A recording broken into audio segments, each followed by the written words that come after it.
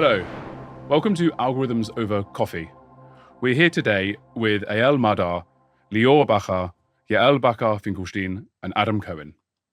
And we're here to talk about an open conversation about predictive maintenance, technology, and how human expertise all intersect. The discussion will bring practical insights, different perspectives among all four of you, and real-life experience as we discuss how these systems are monitored, understood, and help keep us safe. So thank you, folks, for taking the time. Thank you. Thank you. I want to start, please, with the meaning and understanding of algorithms. So when we talk about algorithm systems, what do we mean? What does the layman understand with that? And Leo, I'm going to start with you. Yeah, I think that algorithms are like solving a riddle, and you adapt yourself to the environment of the problem you try to solve, and try to recognize patterns that can be related to the problem you want to solve. And maybe try to think of a good example. Maybe it's like playing Where's Waldo. When you try to, you know what you're looking for, but you have a very noisy environment, and the phenomenon or the object or the, I don't know, the thing you're looking for can appear in different, let's say, phases or shapes you cannot always expect. So, and there is no magic solution for everything. People usually misunderstand and expect that there will be one solution valid for all problems, let's say for a broken part in a heavy machine. So people, I think, may think that there exists one solution that can detect broken parts, but there's no magic trick to detect the banana. What works in one jungle cannot work in another jungle. And I think the trick is to develop principles that are designated to the problem we want to solve, and learn how to adapt to different environments, and how to, let's say, keep the information you want in the data while overcoming, filtering, or neglecting the ocean of information that is not relevant to the problem. So, Wonderful. I think that most people, I'm very related to what Lior just said. Many people overlook the basic deep understanding when you analyze with algorithm, the physical phenomena and the cause that we are looking for in order to find it, because he referred to it a little bit. But when you understand the problem, you can filter out a lot of data around it. So many of the process begins even before the algorithm, with the algorithm engineers, that they need to analyze and understand exactly what is the data that is coming in the pipeline. In this case, for example, an image pipeline, to understand that it's right and it shows the phenomena. And when you're looking exactly what to look for, and if you understand the physical phenomena, you can neglect all the unnecessary data and focus to the broadband solution that was discussing. That, I think, one of the key points. Before you even develop the algorithm, you need to understand clearly what you're searching for. If you talked about broken part. before the Where's Waldo? yes. In English, it's not settled for me. So in the beginning, you'll just think of red and white stripes. But then when you come into, you will encounter a few things which is not. So then you need to clarify the problem more. Yeah, the human brain is smarter than we think. We have lifetime of experience to recognize patterns and to understand how to isolate, let's say, phenomena we think are very trivial. When I show you a picture of a broken part, you immediately understand that the part is broken. But an algorithm is not like that. it doesn't have a lifetime of experience with a lot of data, and is much less complicated than the human brain. So I think this is also one thing people usually don't understand. What's the problem? Here is the phenomenon I want to track. How can you not see it? But especially in vision algorithms, but algorithms are different and work differently than the human brain. Well, I want to touch on that as well about the picking up what the algorithm picks up with the human brain and how visual data is different from maybe sensory data or other data. And Eyal, I'm going to bring you in here because I want to hear from some of your insights as well. I want to hear what changes some of those decision makes. Sorry, I'll start that again. What fundamentally changes when decisions are based on visual data as opposed to sensory data? So maybe Eyal, you can talk us through some of those things. Yeah, both Lior and I grew up in a vibration field of area. We did a PhD in mechanical engineering and research how vibration data can be used for monitoring machines. And we both moved to visual data, and it's another field with a lot more of information. So the first thing I can say is that the visual data have, first of all, explicitly, I mean, what you see is what you get. If you measure a data from another sensor, a vibration, a temperature, or any other sensor, you still need to explain to the user or anyone using the data what the meaning of the data. In picture or visual, I can tell anyone in the street and just, okay, look, it's a crack because here is the crack. I can point on the problem. I can do it with different discipline, no experts in the field. And then what my colleagues said before, we can work together and define the problem and solve it, the specific problem. All the people in this room are mechanical engineer, by the way. And I know I feel incredibly out of my depth, but it's I love learning. As Eyal said, in vibration sensors, if I tell a technician, see, I think with high confidence you have a certain spall or fault developing on the outer race of your bearing, he will need to trust me and go dismantle the machine and hope that my prediction were true. But in vision, I can take my iPad and see, now you can see it. That's what the algorithm output, Intuition. and this is why it's true. There's also a major difference here that in addition, the visual inspection also adds phenomena which can be found much before other phenomena such as the vibration and other methods which are used usually in this field. For example, the best example I can give is if a nut on a screw starts like a millimeter to move, a very small increment which does not affect the whole mechanical part, for example, which is start vibrating wrong, then you can find it much earlier and avoid the issue, which is not possible in legacy solutions. That's so very the visual important. is a high advantage to that.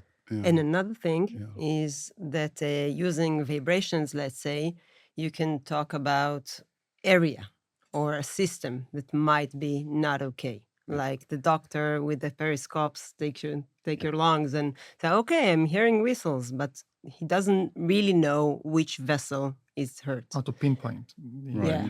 When we visualize, we know exactly what went wrong. We look exactly at the object and what went wrong with it. We can measure it. Let's talk trust. Let's talk the trust that we have in these algorithms. So how do we get to a point where teams, operational teams, or companies, or whoever uses this kind of predictive maintenance, how do we get to a point where they can be trusted entirely? Because you're right, you're focusing on things that the human eye may not detect, or patterns may not quite, like humans may not quite identify the patterns. So what are some of the ways that you can ensure trust, or that people can feel trust? I think this is one of the hardest thing that we as a company came across, because we know our technology, we know this is good. But to rely on it, that's the hard. So what do we do? we try to set examples. We try and do some demos to show our capabilities. Another problem is that usually you don't want to break your part in order to demonstrate and see, you see, it got it, it's broke.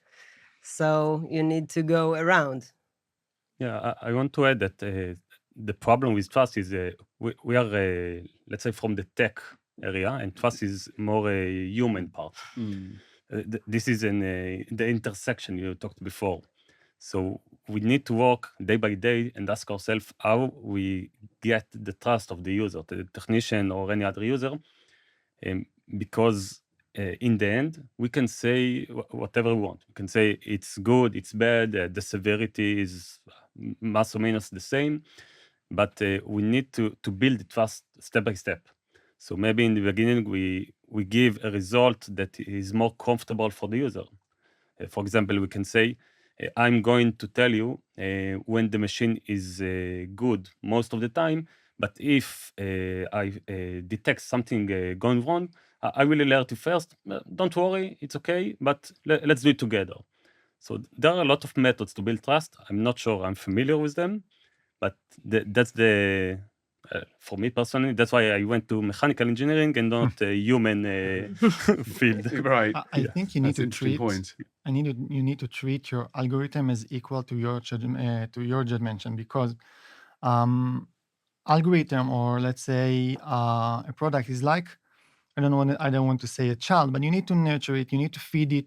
You need to provide it the same initial condition you would provide it yourself, in order to, to make a prediction. And if you want to trust your algorithm, you need to understand and to calibrate expectations, and you need to understand that a lot of examples, as Yael said, is needed, and a lot of data and time to learn, to adapt, and to overcome noise. And as I said before, to focus on the relevant information. It's easy to say, but it's hard to implement. It requires time and data. I think the two most valuable resources in the world, maybe. Which is one of our advantages, because we are Exactly. already deployed on multiple platforms, Right. and we are gathering data. For example, if you're gathering data of specific use case from one platform, you gain confidence on that, but you have the same use case on a different platform. So you you join the data that is learned, and you expand your span of data which is collected. You can cross-reference it, and you can gain more confidence in the solution deployed on different. And as Yael suggested before, we're also doing edge tests that we are trying to see edge conditions and all sorts of encounters, situations we will encounter along the way. Is every alert that warns of a pre-risk, is it a negative thing that it's warning, or is it just identifying an anomaly? And are all anomalies bad? Right? Does that make sense? No, not really. I mean, Right. think about this. On your car, when you're driving and you receive an alert, you want to stop the car before you crash. So the alerts are your friends in the system. They tell you that there is a problem, that you need to take care of it. And if not, something, a fault will propagate or something bad will happen. So if you take the user, the technician, and tell them before and keep them in the loop, from even before the start of the development of the algorithms, in the research, and tell them, okay, this is the problem I want to solve. So you will receive the alert, and when you receive the alert, it will be valid for you to understand what to do. So you take him end by end through all the process. So that's how I look in alerts. So eventually it aids to the trust that we discussed Yeah. before, because when someone is using the system and it alerts, it gives them the trust that it's overlooking the issues and gives them a prior notice to that. And also, you need to prioritize precision and recall. I mean, if you prioritize alert only when you are very certain that the failure exists, it's fine, but you can miss detections, and maybe it will cost in, I don't know, in, let's say, security, and malfunctions developing when you cannot catch them on time. But if you prioritize recall, I mean, you just let's say, you detect an alert on every anomaly, you certainly catch every failure developing in the system, but you also false alarms. you return false alarms Mhm.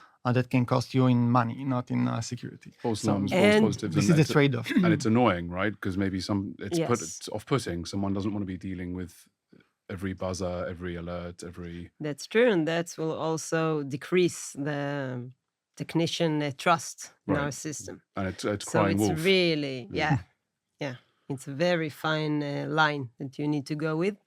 I really love to do it with our customer, discuss it, put it on the table.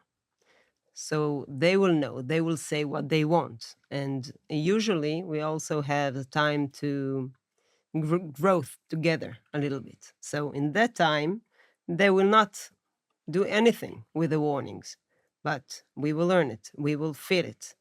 When it comes to your customers, and I don't want you to name anyone you can't name or talk about anything you can't talk about, but just on a more abstract level, how hands-on are you folks with giving them that guidance and maybe kind of tailoring to their needs about what they need, whether maybe... That's what I do. Right, okay. I That's looked my at you, position. exactly. Are there any industries that may require more or less, or talk me through some of the differences that you may see in some of the requests? Of course, it varies. Sometimes it's very clear what they want to see, what the object is, what the problem is. So it's really 001. It's really easy. Sometimes it's a lot more complex. A lot of the times our customers know that they want to see and look at this object, but they not necessarily know how will it get broken at the end. They don't know how it starts. So we don't know what we need to search. So we're always together on it. Interesting. And a lot of users looks at the past and try to think what's going to be in the future. So if they had a crack or a leakage in some specific location, they want us to monitor this location. But when we meet with them, we are trying to open the view and ask why it occurred there. Maybe it can occur in different location. And then we can solve together the problem of the machine, and not only on the past specific problem they occurred. Right. I want to talk a bit about all of these things a bit more, and I want to go into a bit more depth about where the human ultimately comes into all of this, right? So we're talking about the algorithms. The conversation's called Algorithms and Coffee. So I'm going to bring the coffee to the point. You guys are bringing the algorithms. I'm going to bring the coffee. Where does the human come into this? Because human judgment obviously can't be disregarded entirely. There needs to be some form of final say, or I don't know, like, so talk me through where the human judgment comes in, because I don't think anyone's arguing that human judgment's going to be removed. No, it's definitely not that. It's you can see it. It's also related to the last topic we discussed. You can see it when you approach to the customers usually. So it's divided into two. There's one segment which are the design engineers that are looking at it from one aspect, that they want to find issues that they are concerned of, and there's the ground crew which is actually living the platform or the device which are handling day-to-day basis, and those usually get scared at this first point because they say, oh, this is going to replace me. But once you explain to them and you give them the notion, I think it emphasizes exactly that point, because they understand that they're given a huge tool which does not replace them. It allows them to look at the problem which from my higher perspective. It allows them not to deal with finding every point that is failing, but to see it platform-wise and to give them the ability to concentrate with their knowledge and expertise over time with the big picture, to understand what is wrong with the entire platform, what's wrong on the entire fleet, between factories and etc. So they usually very fast at the beginning, they are very concerned or awed from this, and they're against the concept. But you see the exact moment which they understand that it's a massive tool that allows them to bring their expertise into better. It's also allows them another them, but during operation. Yeah. One time we were in a survey, and maybe in the second or third survey, we asked to meet with as you said, with the technicians. They are the most hands-on in the platform, and only in the third or second meeting we met them. And the first question we asked him was, "What hurts?" And after, as Adam said, after we understood what hurts the most, we knew how to, as I said before, calibrate expectations with reality and be focused on what is important. We gained trust and built trust uh, with our with the technicians because they are the most important layer of what we do. We support their decisions at the end, and we cannot replace them, as you said, but we can, let's say, support them with confidence about very major decisions that can ground heavy machinery or let's say bring heavy machinery out with much more responsibility, I think. I always thought that it was never that AI would replace humans, but it was humans that use AI will replace humans who don't use AI. That was always kind of what I thought. But back to your point about whether when you ask some of these teams what the issues are and to help them address it, do they always know what the issues are? Because if they're skeptical about the role that AI may play in their role, are they aware of some of the potential? I mean, that maybe that's a strange question, but is and maybe all the so I'm going to point it at you because maybe you're more front facing with that. Do they often know the whole benefits and what can be helped? Yes, they usually know. Right. And usually each different person you came across will have a set of different answers. That's fun. Yes. Yeah, interesting. And then you need to start realizing what is cross along most of them. What is the most painful? What can we address? Sometimes there are things that you cannot see. We cannot see through walls currently. Not yet. Not yet. Yeah. And it relates to trust. We can, in the first meeting, we can show him a demonstration of a real algorithm running on this glass of water or anything else. We even have a demonstration of a coffee dripping, and the algorithm detect it. So in the first meeting, the first impression of this user technician, we can, I'm relating to the vibration and other sensor, we can prove something visually that, okay, it's working, it's in front of your eyes and you can use it. You want it, take it. We can also suggest failure mechanisms that as engineers, as scientists, we from our knowledge and experience that we gained, we can share and suggest failure mechanisms we can track and monitor over time. It's our language. Yeah. We're speaking the same language as the mechanical engineer in the field. This is very important to know your domain. Very important, in my opinion. Right. Let's talk about some of those domains. So where are you guys, just so for those who may not be familiar, where are you guys operating and where are you guys helping in some of these spaces? Oh, You're looking. I was going to call on you anyway, Adam. We basically, the company started in aviation field. Okay, we were deployed on several platforms, both rotary wing and fixed wing, which is airplanes. And then currently we're expanding to the industrial industry 0.40 and many other areas. Wherever a visual inspection is being done, we can be there. We can help with detecting hard to reach areas, reducing downtime of components. Okay, for example, if you look at massive mechanical complex machinery, for example, wind turbines. So if you can utilize this system to do the routine checks, then you don't need to stop it, for example, many times. Also operations which are you are unable to inspect, which is not during operation of the machinery itself. So we can be there and look it and inspect it during operation, and then it's the only place you can see many of the phenomena. So basically, to summarize it, we're deployed on aviation, both military and civilian, all types of platforms that you can imagine, industrial platforms, day-to-day usage, automotive. Wow. So you guys are everywhere with eyes everywhere for Absolutely. things that people may not be able to see, but may be able to feel. I don't know.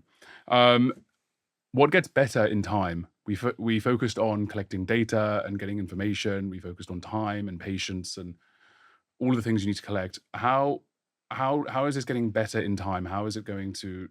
How do you see it improving upon itself as the era goes on and the data increases? And I'll point to whoever looks the most scared, unless someone talks first. I can begin.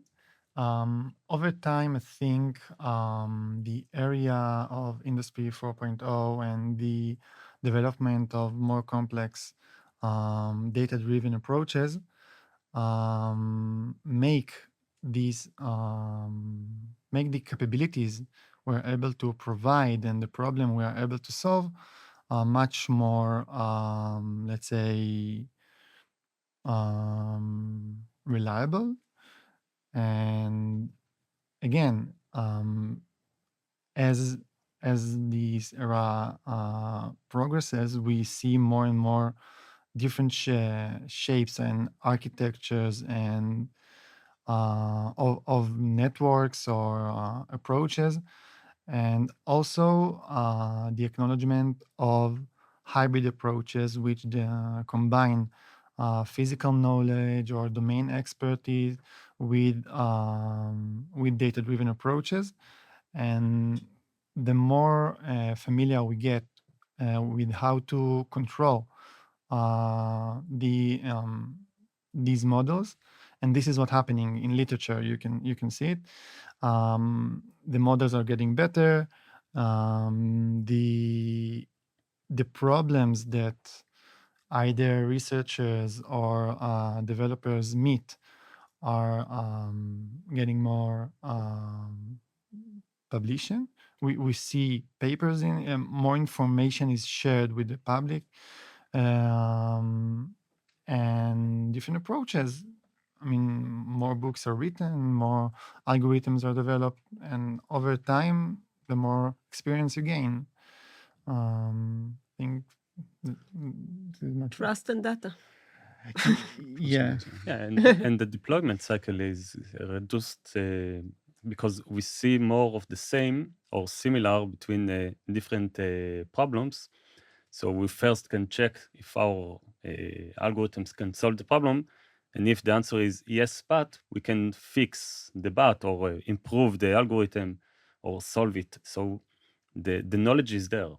We're not just throwing data and okay, let's pray that it works. We have a research capabilities for each new use case, new user, technician, or anything.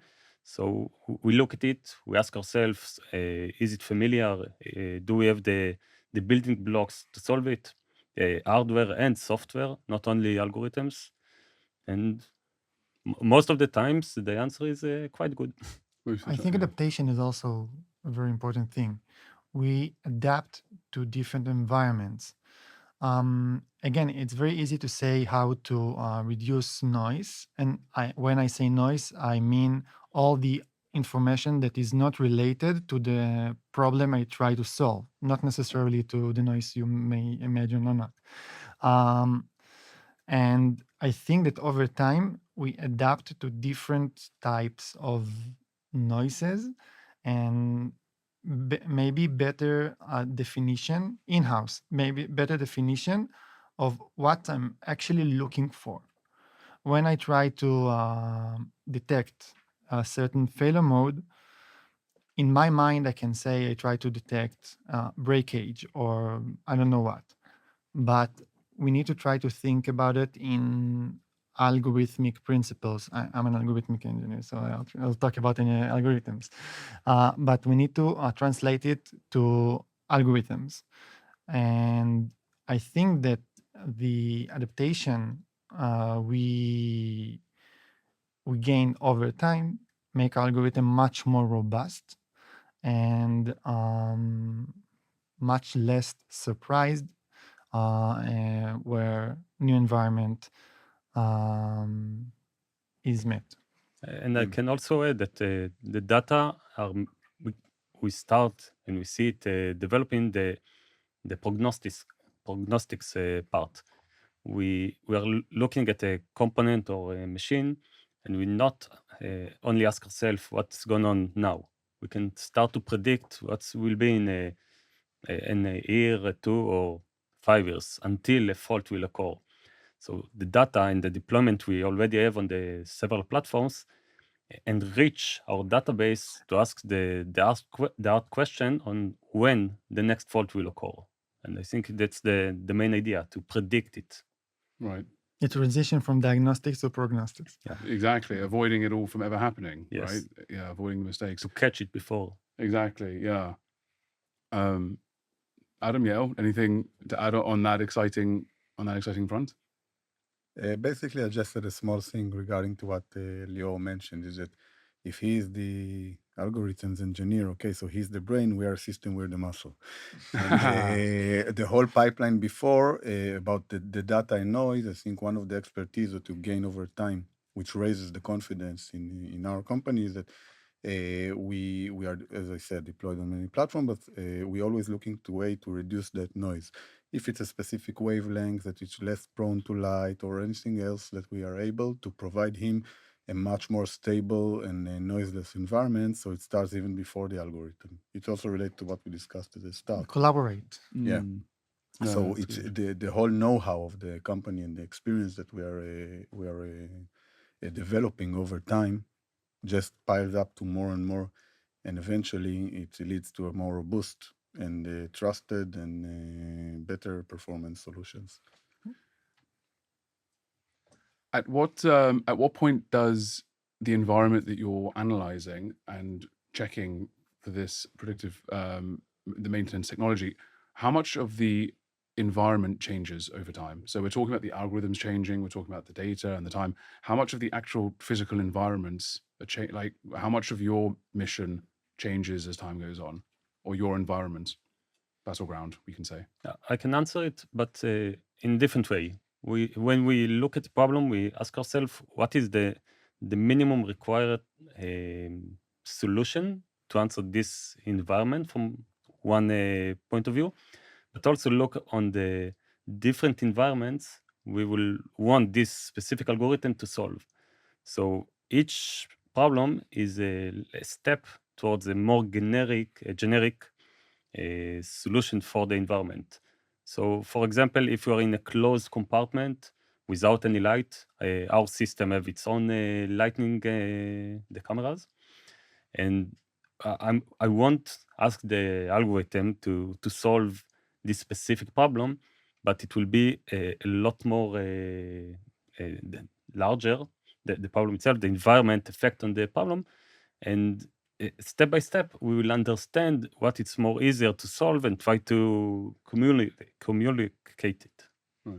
I think that what changes in the environment is that problems or certain failure modes that used to that I don't know, technicians or users needed to just understand that they are not fixable and not detectable.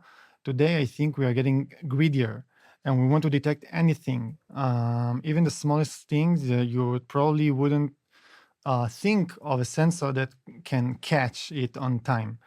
And I think that we're, as a company, we think forward and try to promote a more holistic approach when, as the human body, we have a nerve system to net as an entire system with camera sensors or whatever our the technology will take us.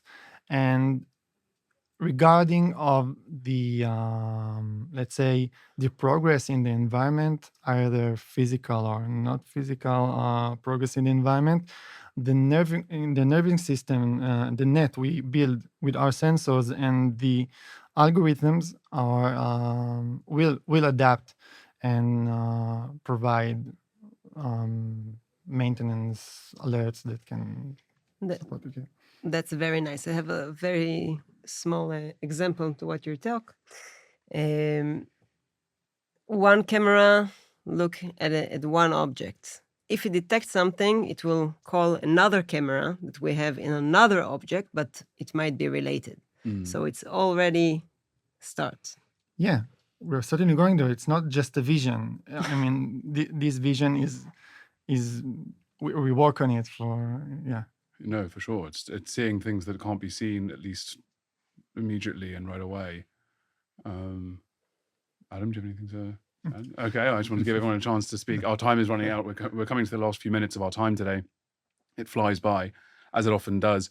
I want to just kind of end with a few fun questions to gauge your minds about the year ahead. So what are some of the challenges or exciting things that you have on your plate that you want to see accomplished in 2026? Whether it's cracking that algorithm or finding new predictions, what are some of the things that we can look forward to?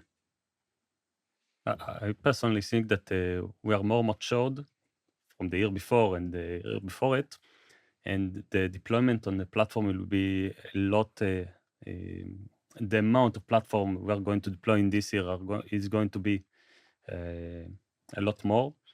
It will be complex, but our algorithm maturation and all the system maturation will achieve it.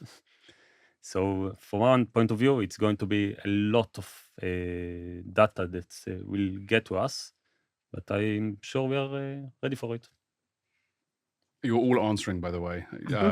So you're not getting out that easy. I think that as Eyal said, we're gonna increase significantly this year the deployment on different fields and platform, different areas of expertise and use cases that we are going to encounter, and that eventually will lead us to finally deal with the real life edge cases, which we're usually simulating in the lab, but over time we will start to encounter those in the field, and that pushes to a different level that we're really aspiring to get there and start seeing the confidence and the results and the accuracy, and that will definitely push us forward.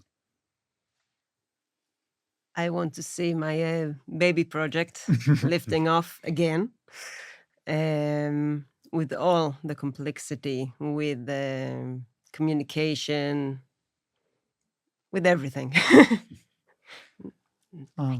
You talked about challenges, and when we develop algorithm, maybe you call it algorithm, we call it an asset, an algorithmic asset, and to see this asset works on different platforms, different machines, but an algorithmic asset that, I don't know, can detect a certain failure mode or a certain phenomenon you want to track. First, it is very exciting. And second, I think the most challenging thing is how to take this asset and make it more and more robust to different environments. And environments, it's not only the background or around your object. The object itself varies from platform to platform, from one scenery to another. And I think we start to see some very nice results from the same asset on different platforms. It's very exciting, and just to take this and grow like this. I think this is both my expectation and challenges, actually. Yeah. And we are going to receive a lot of feedbacks from our customers in this year and grow based on it. Yeah. Well, the hope is that nothing major happens, right? The hope is that the Or feedback... we catch it before. Exactly. The hope is that the feedback is that nothing happened, or, that it's caught ahead of time. Eyal, Lior, Adam, Yael, thank you so much for Thank you. talking Thank today you. about Thank you. algorithms over coffee. It was really, really enjoyable. I loved Yeah, it. me Thank too. you so Thank you much. very much. Thank you very Thank much. you. Thank you.